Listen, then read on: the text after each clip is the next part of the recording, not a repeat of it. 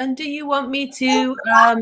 So I'm just going to tell people hi and welcome, and come on into the room and join us. We're going to start in like a minute or two. And please let us know who you are and where you're from. And also, I'd love to hear the genre you're writing and where you are in the writing process. So you might just say halfway through, have a rough draft, pitching agents, starting to self-publish, like wherever you are, we would love to hear that so we can respond to where you guys are in the process. So Lisa, you were asking me something? Oh, I was just going to ask if you wanted me to hop in on the chat when I'm not talking, or do you want to? You don't have to. I can do that. I'm such a multitasker. I can do both. So hopefully we'll have some people coming into the room and letting us know that they're here, so that we can check that out and see everyone. And I just want to give a couple housekeeping details. I was on this. I did a webinar yesterday for a class I'm teaching, and we had a lot of technical glitches. This is so par for the course. So if you are listening and all of a sudden we go silent or black screen or something like that, don't panic. Just hit the refresh button at the bottom of your screen and you'll come back to us. If I freeze, don't panic. I'll come back to you. So hopefully that's not going to happen today, but if it does, don't worry. And we always record everything, so you will get a chance to, if you miss some critically important thing, you can go back and grab that. Yay, so people are coming into the room. I recognize some of these people, Chris and Lynn and CB, and we got people working on all kinds of things. Kate, yes, we'll be recording, so don't worry. If you have to jump out in the middle, that's so fine. Hi, Michael from Virginia, and got Linda, who's self-publishing this year, and Lori and Diane from Texas. Awesome. It's always so fun to see where everybody's from. I love it. It just makes you feel like it's such a small world, right? Okay, awesome. So yeah, please keep, I'm just scanning down to see where everybody's from and what they're writing. So that's excellent. Okay, so while you guys are doing that, I want to, before I introduce our guest, I want to, well, maybe I will introduce our guest because you're sitting there. How rude.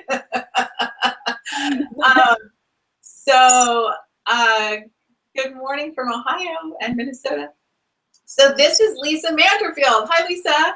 Hi, Jenny.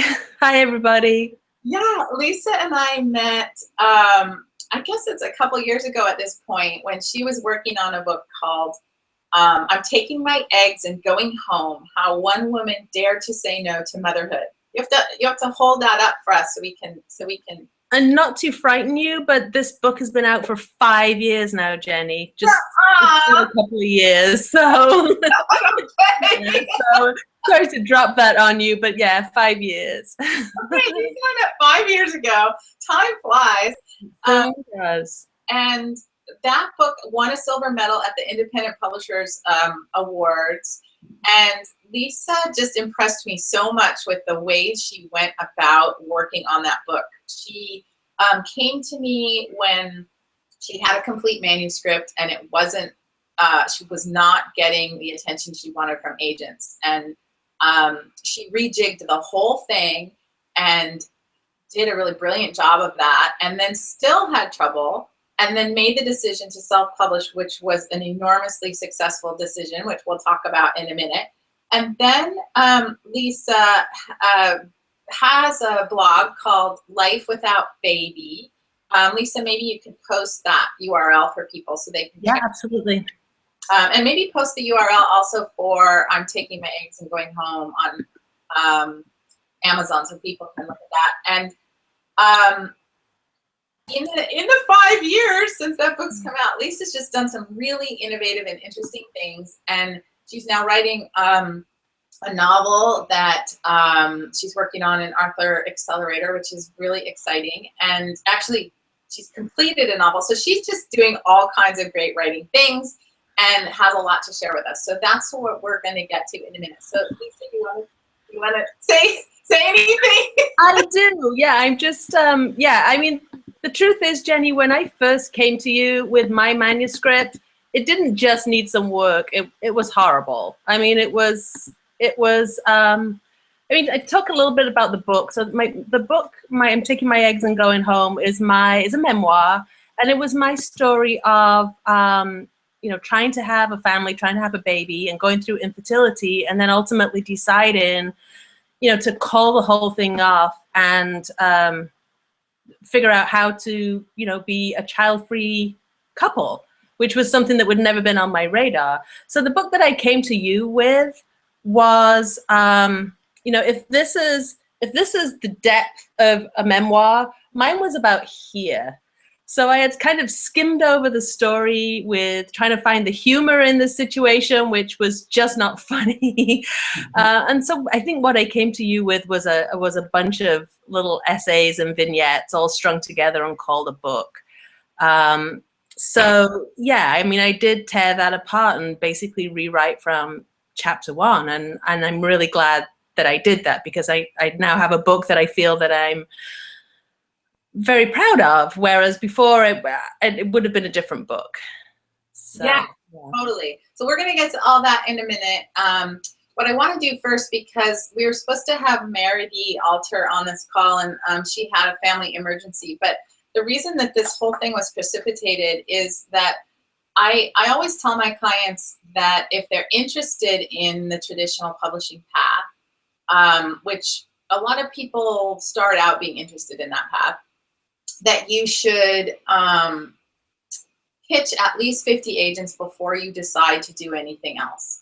Because what most people do is they get in their head when they start pitching, oh, I'm going to pitch 5 agents or 10 agents. And you would not be, I mean, you would be surprised at the number of writers who freeze up after they get 3 or 4 or 5 rejections. And they think, well, everybody hates my book. Nobody's paying attention to me. That's it. I must be bad. And so I always urge people to pitch at least 50, because you just don't know. I mean, it just could be the way the wind is blowing. You know, it just, you don't know unless you have a really big pool of data to use to compare. And even 50 is, I think, a little low. We've all heard a million stories of writers who land an agent after, you know, 100 pitches. They just don't give up. And so some people have that ability to have that kind of resolve, and other people don't, which is completely fine. But where Meredy is in the process is it was tough for her. The pitching and the rejection was really tough for her. And she is now coming up on 50 agents, and she has not gotten representation. So she, you know, is despairing and heartbroken. And I just wanted to share some of the questions that she was going to ask today, which hopefully we'll have her back on another time and we can address this part of the process. But because I bet some of these questions are ones everybody has.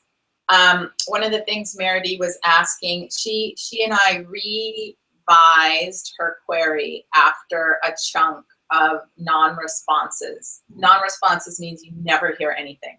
And to me, that means something's wrong with your query. So it could even be wrong with your title. So she and I changed the title of her book, and we changed the query letter, and all of a sudden she started getting requests for pages. So one of her questions was, should she go back and resend to the agents that didn't reply? Another one of her questions was, she got some specific feedback from agents, which sometimes you do.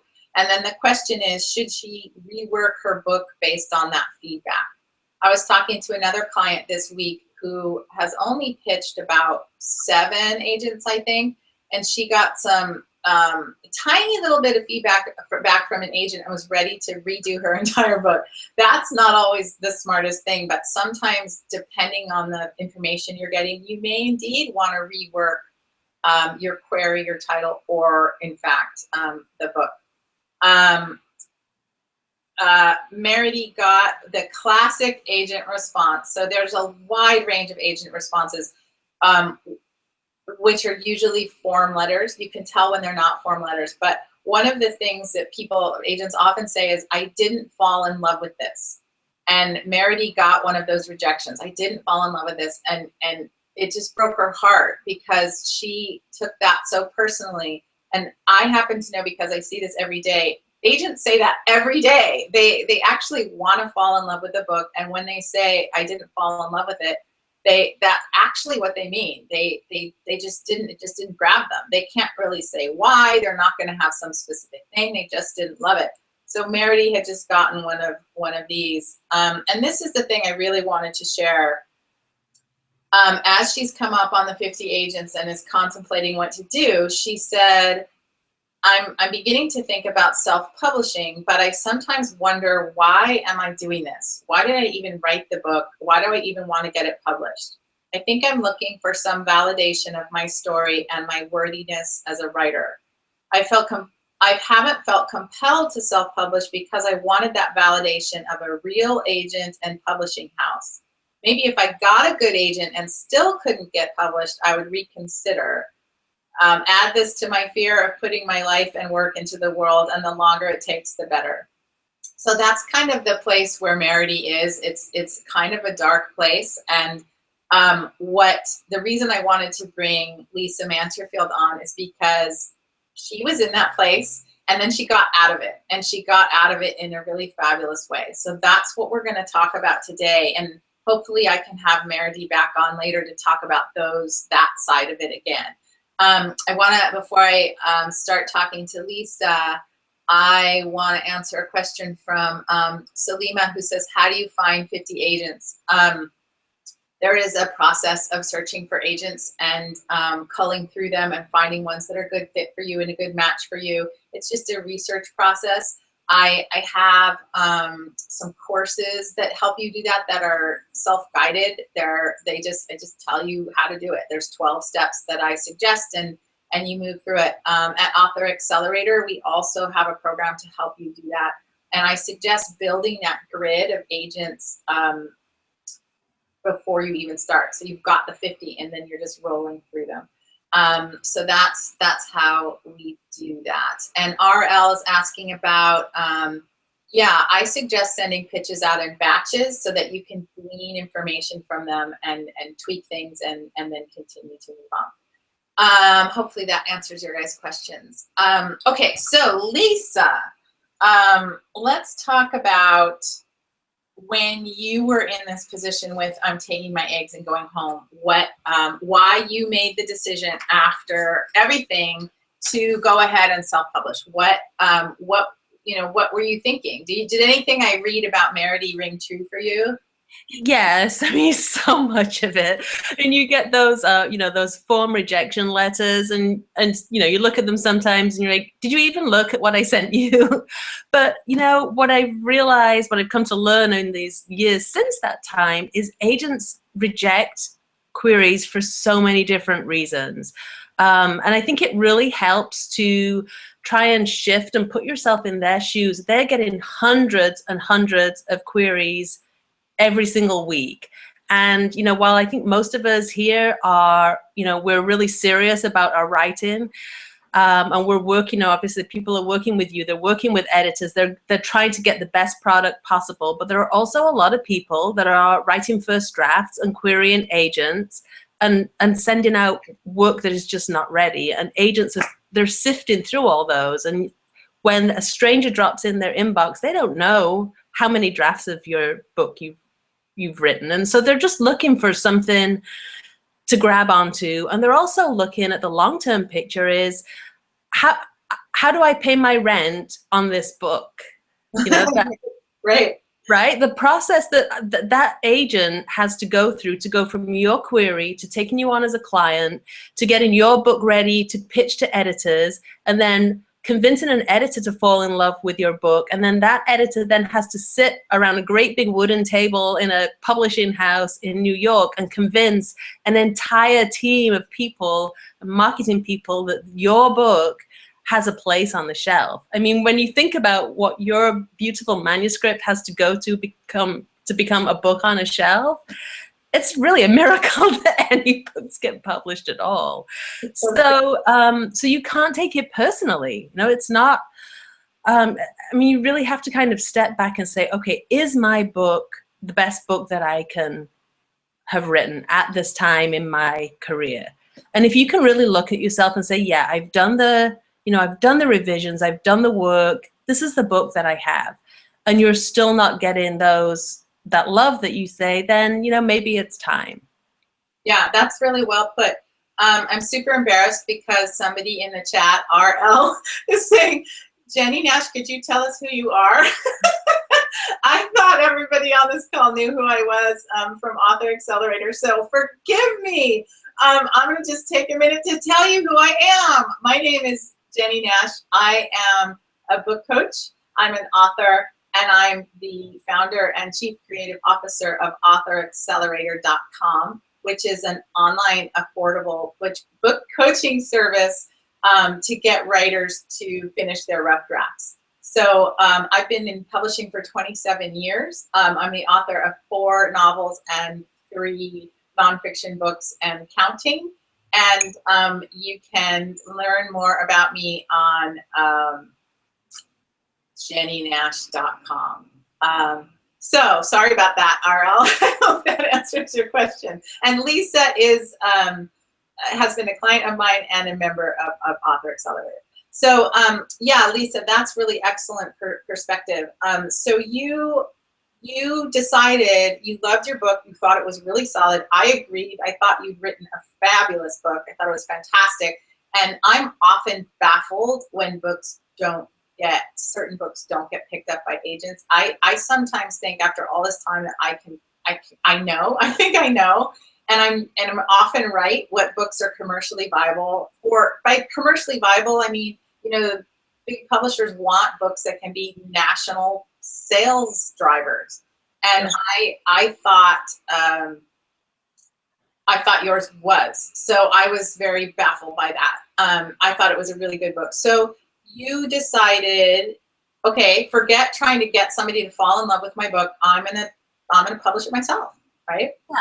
So I mean, a couple of things one thing that you always said right from the beginning, and I know still say now, is doing that exercise where you walk into the bookstore and figure out where your book is going to appear in a bookstore.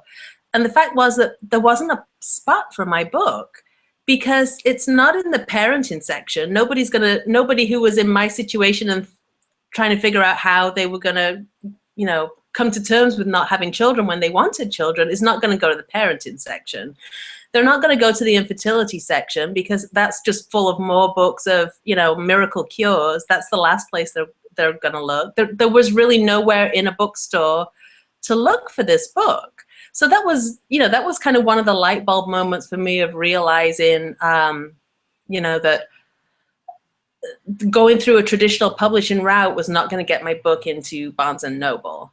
Well, but I knew that there was a market out there, because I was that market. When I came to the end of my own journey and was looking for, resources and support, there was nothing. There was one book. And the author of that book has actually become a really good friend of mine. But we were like, these 2 little voices out in the wilderness talking about this. So I knew that there was an audience for it. I just had to find them. Well, and that's a really excellent point, because books are bought and sold by genre. When the salespeople at a publishing house talk to the buyers at Barnes and Noble, or Costco or whatever it is, they're talking about very specific slots. Where does this book fit in this slot? And if yours doesn't, or if somehow that slot is crowded, or any number of reasons, that's going to contribute to maybe them not knowing. They're often saying things like, we don't know how to sell this book.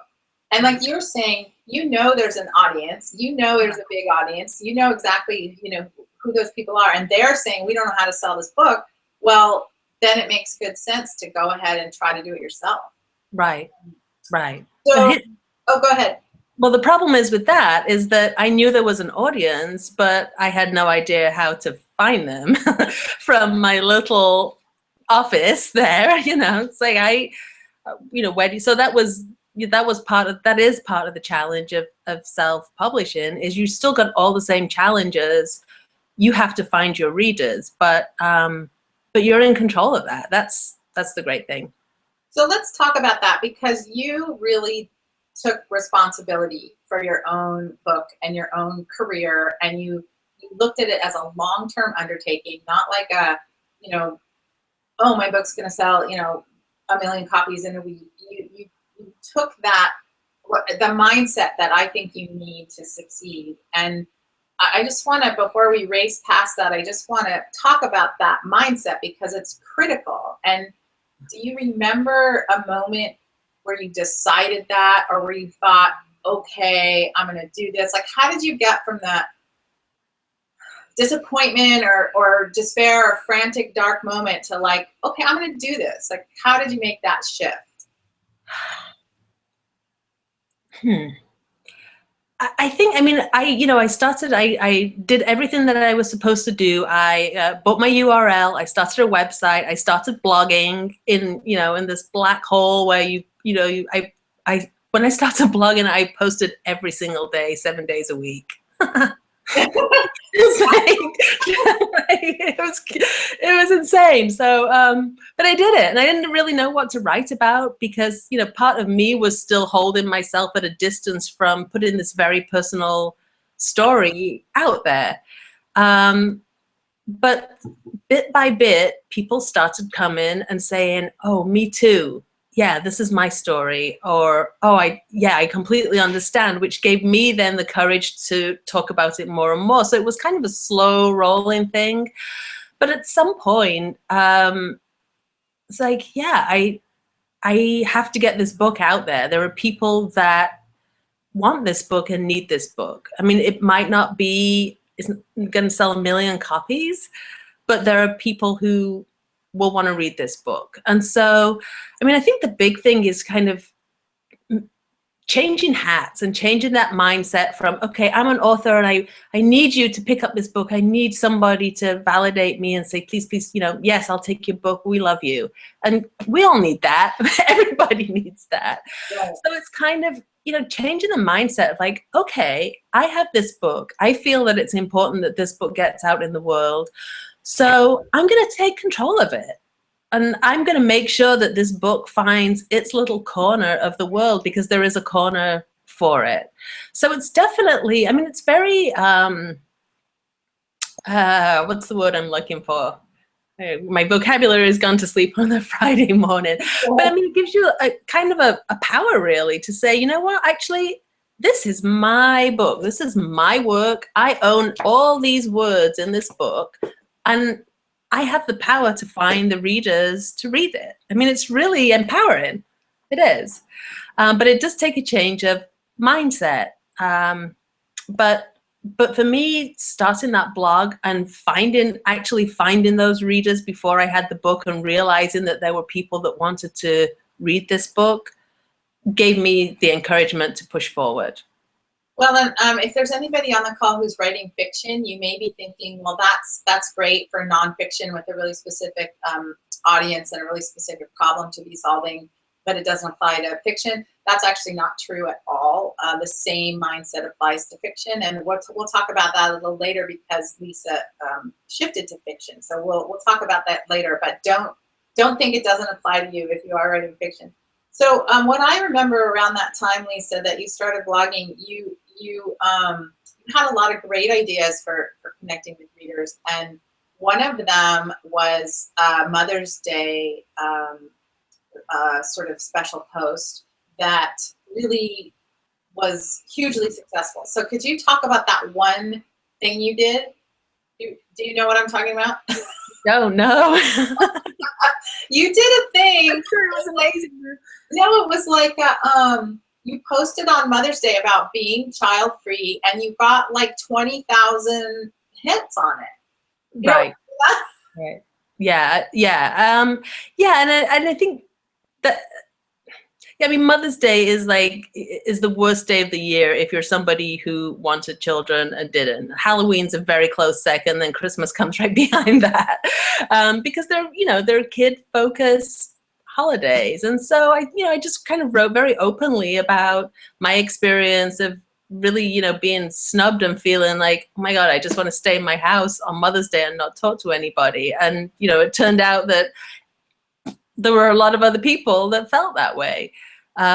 So yeah, I mean, I think what I've definitely learned is kind of just being open and honest. And it's hard to put yourself out there and be very open like that, especially if you're writing memoir and it is a very personal story.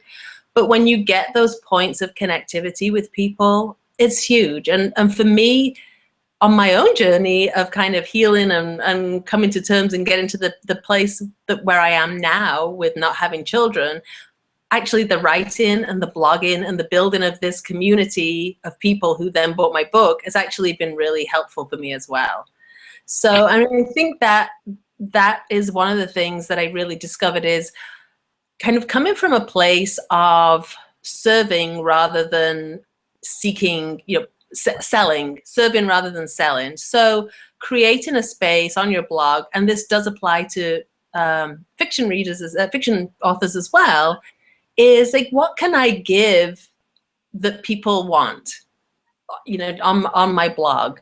And you then build in that community of trust rather than, hey, buy my book, buy my book, buy my book. But when you build that community of trust, then when you say, hey, people who trust me, I now have a book, would you like it? They say yes.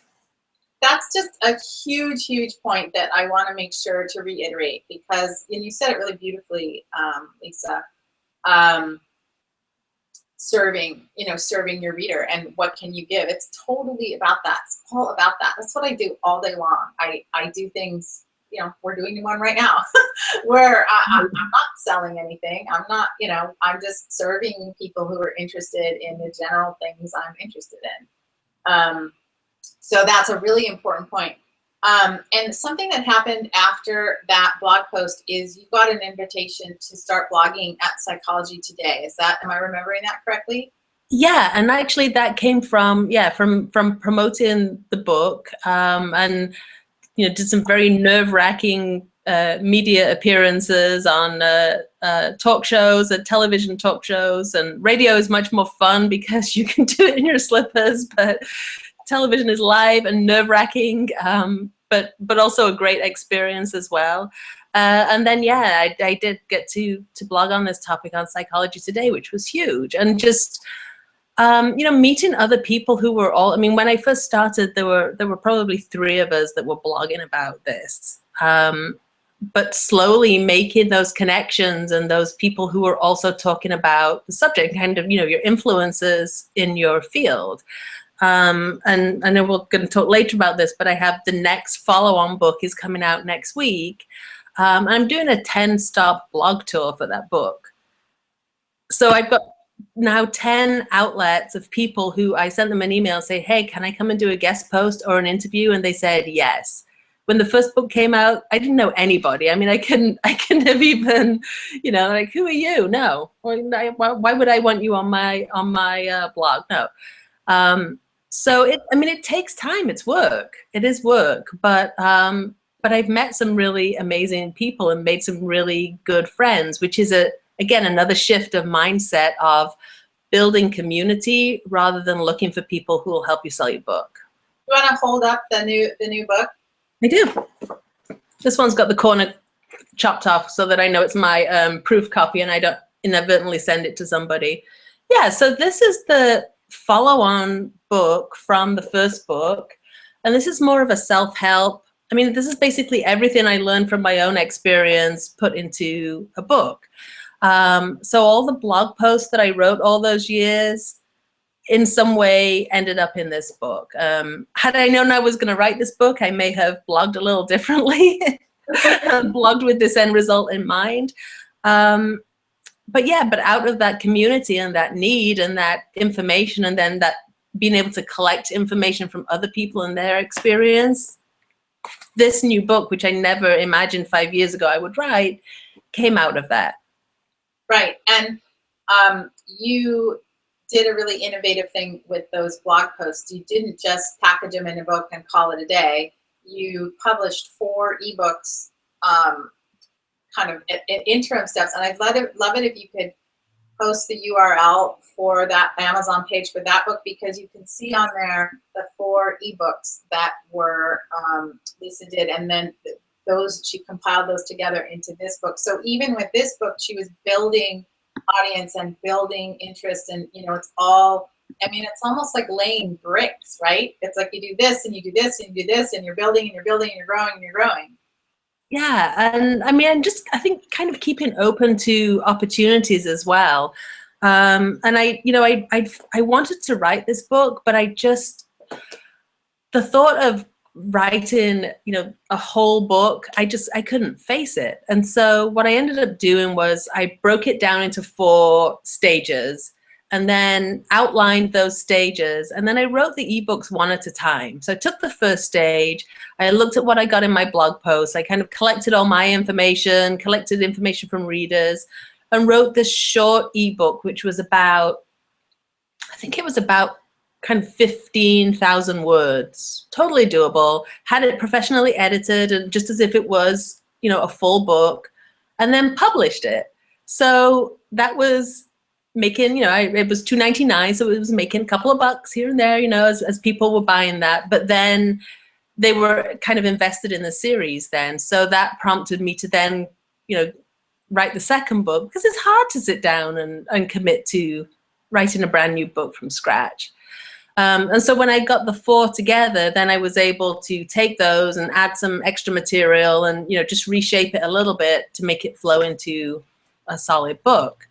So, I mean, once you've got, blogging sounds like so much work, and it is so much work, but all that material is your content that you can use. So, nonfiction, it makes a lot of sense. You're generating new content that you can use in all different forms.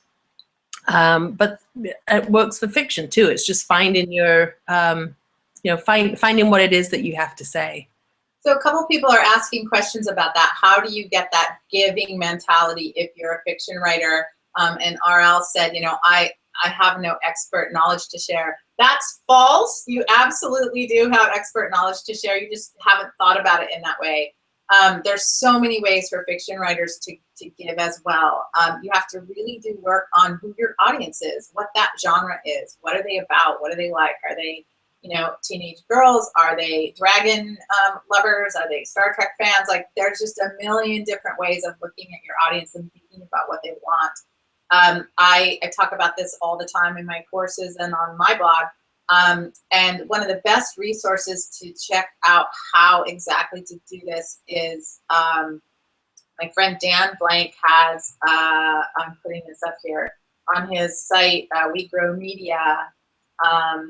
He outlines a year in the life of a fiction writer who debuted as a New York Times best-selling writer, and what they did for that year to get this book going. So that would be a great resource for you. And Lisa, you've been working with Dan, is that right? I have worked with Dan, yeah. I mean, he's got, his website is just full of great information. I'm going to get her name wrong. Miranda Beverly Whitmore, I think, is the author that he used that and kind of followed her. I think she did some of the posts as well, kind of blogged her year. I mean, but the thing with starting this before the book is out is that you don't want anything from anybody. So it makes it a lot easier to approach people when you've got something to give. So if you're writing fiction, can you promote other writers who write in your category or genre? Review their books, invite them to come and do an interview, and figure out what it is that your readers are interested in. And when you're not asking for something, it's a lot easier to do that. I love that point. It's so true. It's so true. And it's really feels good to give. It feels good to serve. And to your point, you end up building a lot of, I've made so many friends out there in the digital world who I've never met, but who I consider colleagues and friends, and it's fun, and you just, you know, it's relationship building. It's people often think of marketing or social media as oh, it's like gross, I don't want to do that, it's slimy, it's whatever, or they think I don't know how to do that, it's too hard, it's overwhelming, but it's just relationships, you know. I mean, it's just people. Yeah. I mean, it is all those things. It is gross and slimy and hard work and a pain every time you have to go on Facebook and get sucked into whatever's happening on Facebook every day. But I mean, I think if you go from a kind of a mindset of trying to meet people, it's networking. It is a social network. It's networking. It's going to a party, and you know, put yourself in the mindset of trying to balance your cup of wine in one hand and your little plate with your cocktail sausages on the other, and meet people and tell them what you do and talk to people and meet people. Yeah. This summer, I'm going up to Vancouver for a long weekend with I think it's going to be about 10 of us women who met one another through our blogs. And we're going away for a weekend. We're going to meet each other in person. That's I mean, it's great. So, you know, that community has come off the internet and into real life. And it's so great when you can connect with somebody that, you know, that shares the same interests as you. That's great. Yeah, it's really good.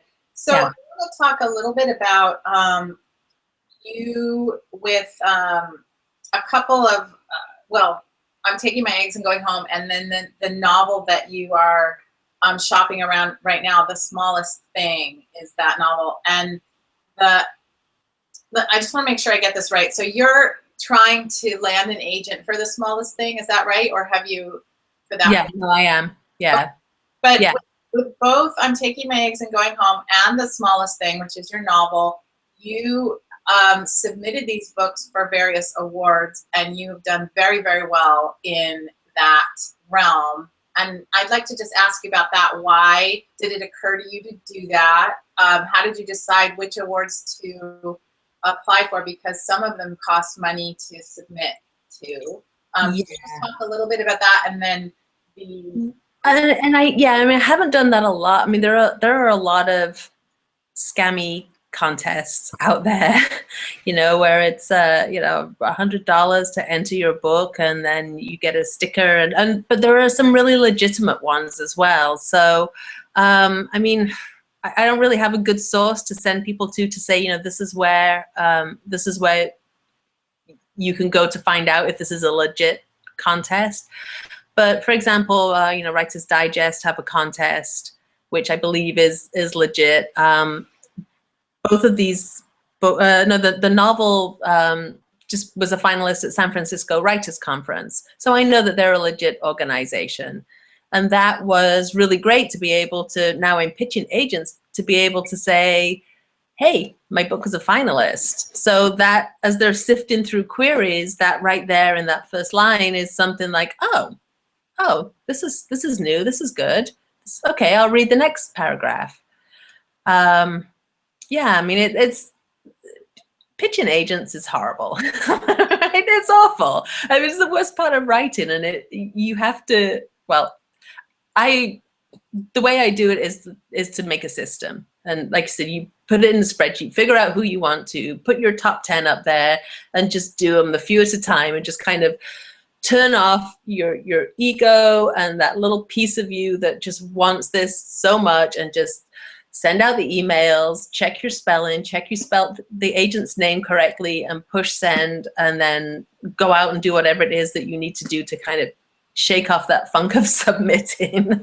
And let's talk for a minute, because what you're talking about, you've said it several times, is this is work. It's hard work. Sometimes it's drudgery. Sometimes it's not fun, but it certainly takes time. It certainly takes effort.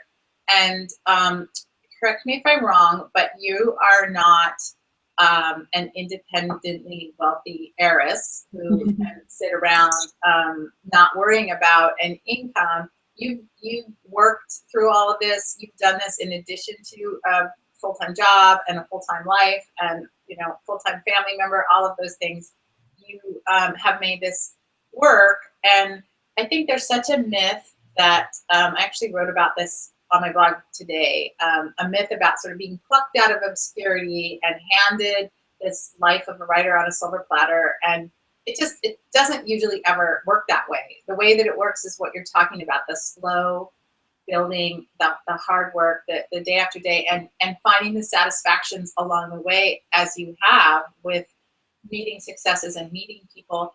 But it's not like you are suddenly, you know, making a six-figure income from your writing. So can you just talk about, I mean, I don't mean to put you on the spot and make you talk. No. I mean, you're absolutely right. I mean, I'm going to be perfectly frank with you that, you know, I am married and my husband is, he's keeping us afloat. If we had to rely on my writing to support us, we'd be really hungry. so, you know, it's a slow build process. And at some point, my goal is to be able to support us so that he can retire and that we can, you know, we can live off my writing and writing related work. And you're right. I think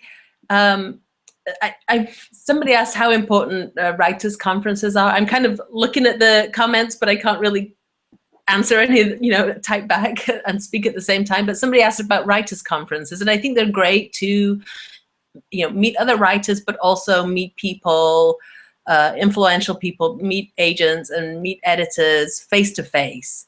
Because the other side of that, one thing I did learn from going to a writers' conference and actually pitching to agents is that just because an agent says yes doesn't mean to say you would actually want to work with that person for the next 10 years. And that was a big eye-opener for me when I went to a writers' conference and pitched to agents and realized that there was some that it would not be a good working relationship. And just because of the work that I do, I'm often in a position when those relationships go wrong. And also I help writers through when relationships with their publishers go wrong. You know, they land a big, juicy, fat deal. It looks like nirvana. And then, you know, 6 months later, their publisher didn't do this, their publisher didn't do that. They feel betrayed, they feel let down, they feel this and that. I mean, it's not a panacea of happiness to get a publishing deal. But what you're doing, Lisa, every writer has to do. Every writer has to do. And that's the main point I want people to take away from this is the work Lisa is doing is the work of a writer. It doesn't matter how you're published, that is the work of a writer. And what I love about her is that she accepted that and took that on and is doing that even though she didn't get the big publishing deal. And there are obviously many situations where you might not want the big publishing deal. It costs a lot of money. You pay a lot of money to the publisher to be part of their team. And as Lisa's talked about, you give up a lot of control. So I would love to hear you talk about that, the actual having to physically produce the book and all the tasks that you had to learn how to do. A lot of people are asking questions about who did your cover, what publisher did you use? You know, we could talk for 19 years about all of those things, and I don't want to get too far into that and off of the topic of the actual the mindset. But can you talk a little bit about the pros and cons of having to do all of those steps yourself? Yeah, and I just want to finish off the point that I was starting to make and then sidetracked myself was that sometimes when you go to writers' conferences, the keynote speakers, you know, have lived in their ivory towers of writerdom for so long that they really can't, they don't have to do that work. You know, they don't have to pitch their books. They don't have, or certainly not to the extent that the majority of us do. But yeah, all that is part of being a writer. So I think I just unanswered your question. So the marketing aspect of it these days is going to be pretty much the same whether you self-publish or go to a traditional publisher, especially if you're a debut author. unless, I think you've got something really, really special that they really think is worth throwing a lot of money after, that the publishing houses put their money behind their sure thing authors. So all this work and this marketing and this finding your readers is going to have to be done anyway. So but the actual self-publishing aspect of it, I'm not going to lie to you, is a lot of work, but it's also fun. It's fun. I mean, I like twiddling with things and fixing things, and there is a lot of twiddling and fixing when you self-publish. And you have to put on that hat of being a publisher, not just an author, but you have to put on your publisher hat as well. So why? See, this is the problem with the whole thing, this just an author attitude. Yeah, exactly. So can you talk about, with the novel, The Smallest Thing, this is the one that was just a finalist at the San Francisco Writers Conference. Why are you seeking an agent if you've had such good success in self-publishing? What is leading you to make that decision? There's a number of things. So this book, the new book, I didn't pitch this at all. I didn't look for an agent for this at all. I have an audience. I have a nice mailing list now and various social media followers. I've got people that I can tell about this book and who will buy it. So I never even pitched this. So there's a number of things. The novel, I think, has a much broader reach. It's YA, but it's also, I think, got crossover potential. So I think it's got potential to reach a broader audience. So that's definitely one reason. And the other reason is still that need to see what it's like. I kind of want to know. I know what it's like to be a self-published author. I kind of want to know what the other side looks like. And there is still some validation that comes from somebody saying, "Yes, I love your book." Yeah. So no, go on. I think you've frozen, Jenny. Okay, I'm going to keep talking and hope that people can hear me. Oh, you're back. You're back. Yeah, sorry. That's what happens. All right, we missed you. I've lost the chat box though. Hopefully. Well, let's see. You'll see it on my end. How irritating is that? Well, I'm just gonna hope that it comes back in a minute. But at the moment I can't see the chat box, so I'm sorry about that. It's still there. I've got the chat box up and people are still seeing it, so okay, it's there. So. What I was going to ask is, do you have a plan for how long you intend to pitch before you make a decision about self-publishing the novel? I do, but it's a plan. It's a flexible plan. So I've been sending it out, and I've got some interest in people that have requested the manuscript, which is great. So I've so far had one rejection of the actual, an actual chunk of the manuscript rather than just the query, and she gave me feedback, which resonated with me. So I'm trying to ignore that feedback for right now, because like you say, you don't want to jump on every nugget of feedback that you get. I mean, I think you really need to make sure that it feels right and give it some time to percolate and see what other people say as well, because that is just one person's opinion. So I'm going through my system, sending them out in chunks. I'm moving a little bit slower than I might have done, just because it is getting interest and people are requesting the manuscript. So I don't want to have, I don't want have my manuscript all over New York and yeah, heaven forbid somebody says yes, and then I've got to contact all those people and say, stop reading.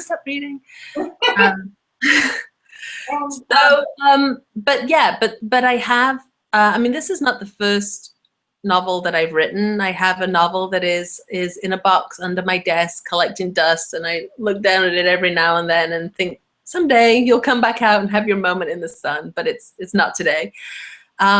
But yeah, I mean, I'm definitely not going to, yes, I would love to get an agent and I would love a traditional publishing deal and I would love to see what that side of things looks like. But I'm also not going to let this book sit under the desk and collect dust. So I mean, I will self-publish that at some point if I don't get a deal, because there's an audience for it. And you know, I know how to do that. I know how to self-publish now. I know how to build an audience, even though this is a different audience. I mean, and there are so many people out there that are really doing great work on this. A few people that come to mind are Joanna Penn. She does, you know, really, I mean, there's a really tight community of indie authors. Let's not call ourselves self-published authors anymore, because it's, you know, there's still a taboo attached to that. But there's a great community of indie authors who are doing really great things and making a living publishing their books. So, you know, it's a different time and place, and there is so many opportunities to get your work out there in so many different forms, whether that's as an ebook or as a print book or as a series. I mean, look at The Martian, which was a huge, huge success. He began by blogging that book. He put excerpts on his blog for free. He gave his book away and generated all these fans who said, please, please, please put this all together and publish it as a book for us. And sold, I think, what, 35,000 copies of a 99-cent book. So, you know, there are readers out there that are just looking for great stories. So there's no, you know, there's options to get your work out there and find your readers. And it might not be, you know, 35,000 readers. It might be a much smaller number. But again, I think you talked in a blog post recently about how you define success. And, you know, if I'd have gone into this with my goal of success with these two books was to make 6 figures, I failed miserably. But what I have is an inbox folder full of emails of people who have emailed me and said, thank you for writing that book. You made a difference in my life. I thought I was the, you know, I felt alone. I didn't know what to do. I found your book and you made a difference. And that, yeah, that doesn't pay the rent, but boy, it really, you know, it really makes you want to keep going and keep writing and keep putting your work out there, because it touches people. And it's huge when you can touch people with your stories. That's beautifully said. Something I want to focus on that you said that I think is really important. So you've done these 2 books, you've built this audience, you've made your way in this particular world of women who are child-free. And now the novels you're writing, nothing to do with that whatsoever. They're nothing at all. Yeah, so there's nothing to do with that whatsoever. But you are using all your skills and all your relationships and all of that you've done to shift over to these other, to broaden your you know, you're looking at yourself as having a writing career. And in a writing career, writers write a wide number of different kinds of books. And yeah. I mean, Joanna Penn is a perfect example. She's got several series and of fiction, and then she's got a, you know, huge number of nonfiction titles. She serves writers beautifully well. We talk about giving. She's giving so much away on her website. Right. But she's got both things going. Totally different categories of books, but all built on who she is and how she is out in the world. So you want to just talk about that a little bit, about how it doesn't feel with the novels? I bet it doesn't feel like, well, I would have to start from zero. Yeah, it does. I mean, it doesn't. No, I'm not starting from zero, definitely. And there will be readers who I know will come with me over to fiction, because they're, you know, even though this is an important part of their lives right now, it's not their entire life. So there are readers that will come over with me, but I feel like I've kind of sharpened my saw on that particular audience, and now I think I understand how to reach people. And you're right, using those skills to build a new community. And it's a lot of work. It's not, I'm not going to lie to you, it's not easy. And I'm not, fiction is, for me, I find fiction a lot harder. Because with this topic, I had a finite topic and I knew exactly what to talk about. And fiction is definitely harder. And it's all a lot of work. I mean, it just is. It just is, but it's so worthwhile. You do a lot of work. This is something else I really admire about you. I mean, just in the course of this conversation, we've heard you've been to writing conferences. You're going away with blogger friends you've made. No doubt you'll talk about writing the whole time. You hired me to work with you for a time. You take courses. I know that because you're doing this Story Genius course right now. Like, you're not just thinking, oh, I know how to write, so now I'm done. Like, you're constantly seeking and growing and learning, and that mindset, that growth mindset, most successful writers I know have that. And I mean, I'm the same way. I'm supposedly like the person who's got answers, and I'm constantly joining classes, going to webinars, seeking help on my own work, and we're doing exactly the same thing. It's what we do. And could you just talk about that? Like, you're investing your time and energy and money in getting better, not only in promoting yourself and getting an audience, but in learning your craft. And you're now at a point, well, today is a perfect example. People are starting to see you as an expert in being a writer and the writing life and having a writing career. So do you want to just talk a little bit about your decisions around those types of things? Like going to San Francisco for that conference, that's a big, good, juicy conference, and you were a finalist, which is amazing. But that's not inexpensive. No, it was a big investment of time and money to do that. It was definitely. And again, I'm not. I am in a position where I'm able to do that. So I fully understand that I am privileged as a writer to be able to have the time and the resources to do these things. But yeah, it's not just one book. It's a long-term career, and you are constantly building and improving. And I don't see myself ever retiring from writing. I mean, it just, my retirement plan is to keep writing for as long as I can. So there's kind of a freedom in that slow build, and my sales continue to build bit by bit. It's slow, but they're there, and these books are never going to go away. And I think that's the big difference between a traditional deal and doing it yourself, is that in a traditional deal, you have a finite window before the publisher moves on to the next big thing. And if James Patterson is the next big thing behind you, you're done. You're doomed. So you've got that little.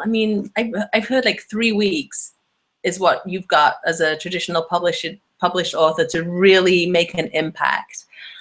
When you are an indie publisher, your books never go out of print. For the rest of my life, people will be buying this book. For the rest of my life, I will be getting little transfers of money from Amazon into my checking account for this book. So, that builds, and then, people will find a new book. Like hopefully, my novel will get out there. Not hopefully, it will get out there one way or another. It will find new readers, and some of those readers will find these books, and so it goes. So it's a slow build, rather than when you get a traditional deal, you'll get a nice check. I don't think it's going to be these days, unfortunately, the kind of nice check that we've all dreamed of.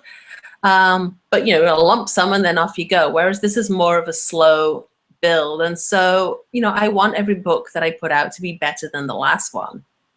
Something that a lot of people don't understand. My daughter actually is working for BookBub, which is a Boston-based internet startup about ebook discovery, and they have 6 million worldwide readers. And one of the main things that they offer to writers is promotional deals. So you could be the book of the day on BookBub and sell gazillions of copies, and all the publishers are vying for that now, and indie authors as well. And I can't put my books up there because my traditional publishers own the copyright. So if you do a deal with BookBub, you have to be able to adjust the pricing. They're often just deeply discounted. So the publishers, like with someone like James Patterson, the publishers are going to work with BookBub to do a special promotion because, you know, it's advantageous to all of them. But I can't go and say, "Ooh, I want to do that for my book," because they own the pricing. But you could do that for your books. I could do whatever I want with it. Yeah. I mean, I could take the book apart and, you know, sell it as a, you know, a 25 episode subscription. Right. You can do whatever you want with it. Right. And that's something people don't realize, that you give up that control to a traditional publisher. And so the reason I was bringing up BookBub is my daughter keeps texting me. Every once in a while I get these texts. "Are you sure you can't get the rights back to your book?" And it's like, no, I can't. Yeah. So, yeah. Yeah. So we could talk forever about the actual physical realities of publishing, publishing yourself, but do you have any resources that were particularly useful to you? You mentioned Joanna Penn. Yeah, I mean, Joanna Penn, let me just type her in really quickly. She is one of my favorites. Like I said, she's extremely, the Creative Pen, hold on. It's the, I think it's the Creative Pen. Yeah, with 2 N's, the Creative. Is it 2N.com, I think. But yeah, she has incredible resources there for how to go about doing this, and, you know, the nuts and bolts of it. But I think, I mean, at the end of the day, the most important thing is the product. So you have to make sure that your book is really ready to go out in the world. And, you know, when you get those rejections from agents, there's, like I said, there's a lot of reasons that those are coming through. But really, you kind of have to look and say, okay, is this the best book that I can do? Is this the best product that I can put out there? And then how you go from there. I mean, there are so many different ways to do it. I mean, you could, if you had a finished manuscript now, by this time tomorrow, you could have your book available for sale. Please don't do that.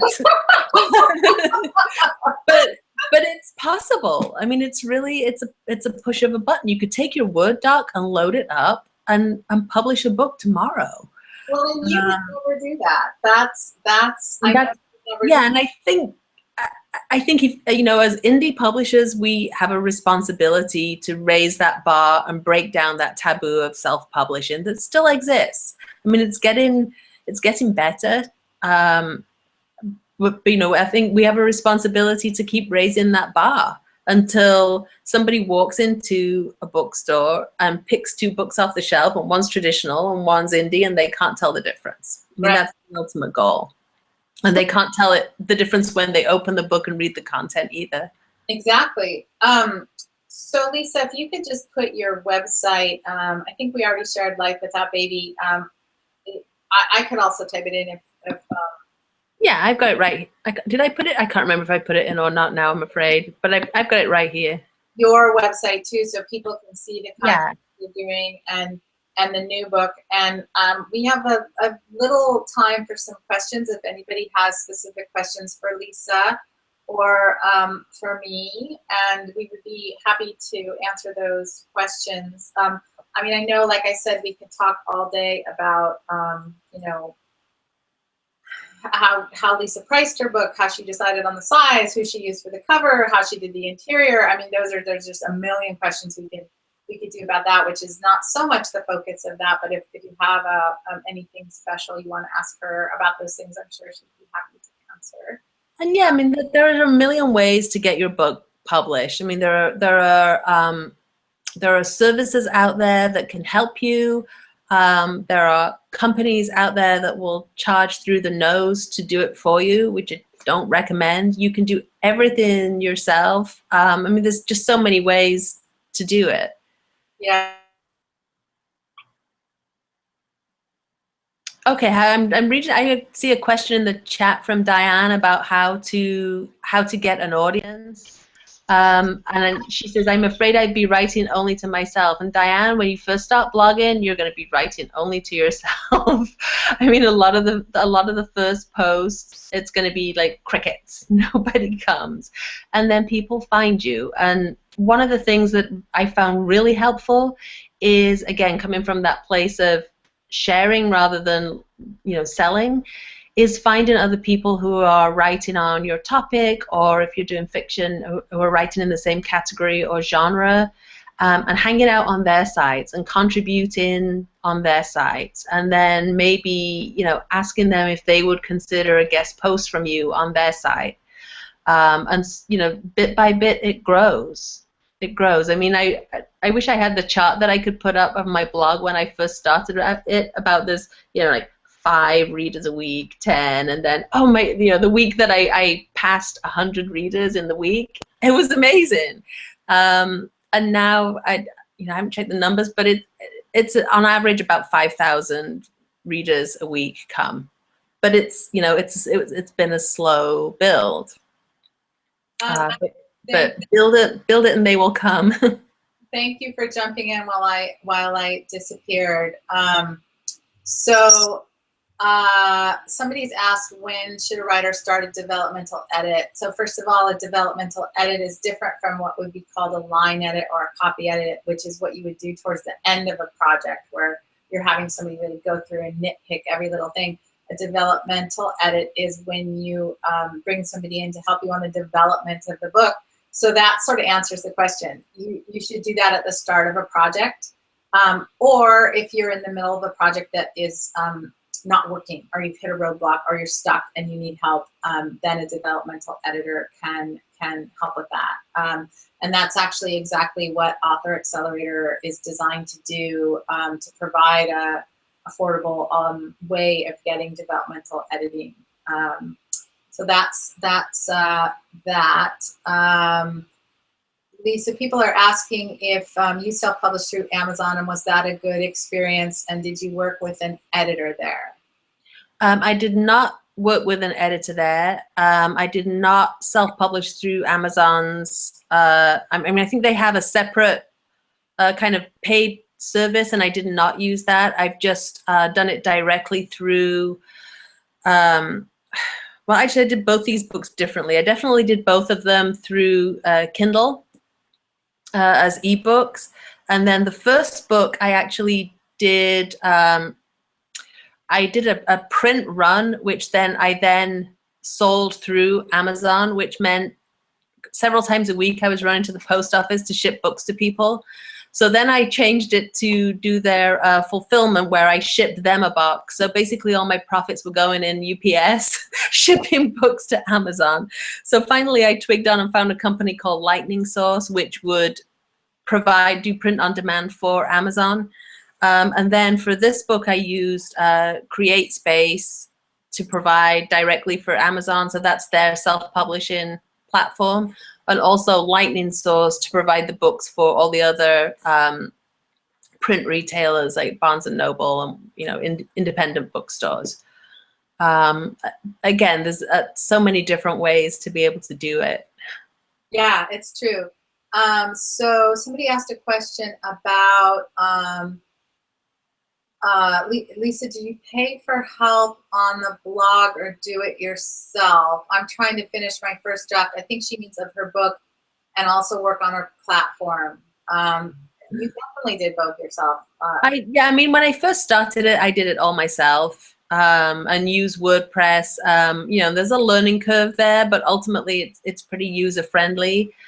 And then at some point, I paid somebody to redesign the blog, and just make it look more professional, and make sure, I'm not a designer and I don't really have a designer's eye, which was pretty evident from my old blog, but it served its purpose. And then also hired somebody who transferred all the content from the old blog onto the new blog, so that every single post was still there. It's amazing.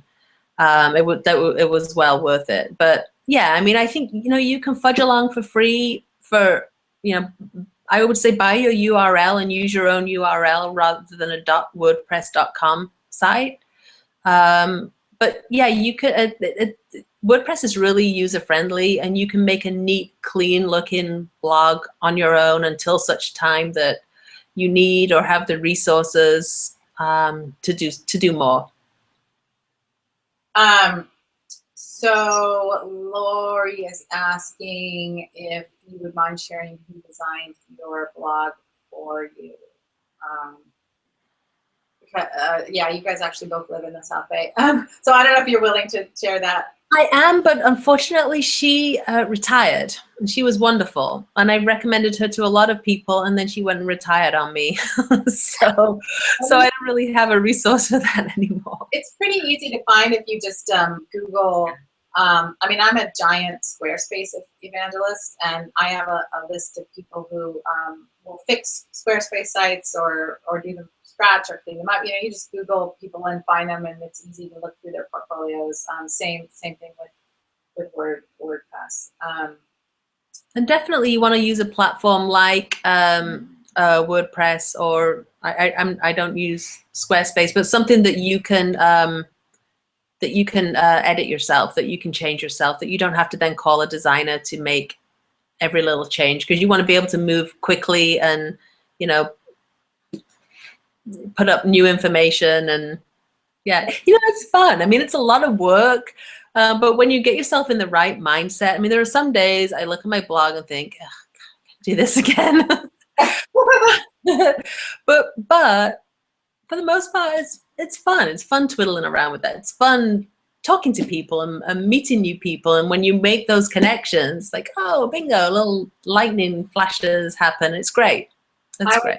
I was at a meeting last night until 11:30, which is a story in and of itself. But then